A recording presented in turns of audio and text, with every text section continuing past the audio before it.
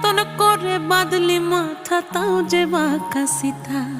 মেদিনীপুরে রায়না চিরন বাঁকুড়ার ওই ফিতা, আরে যতন করে বাঁধলি মাথা তাও যে বাঁকা সিথা। পেছ পাড়ি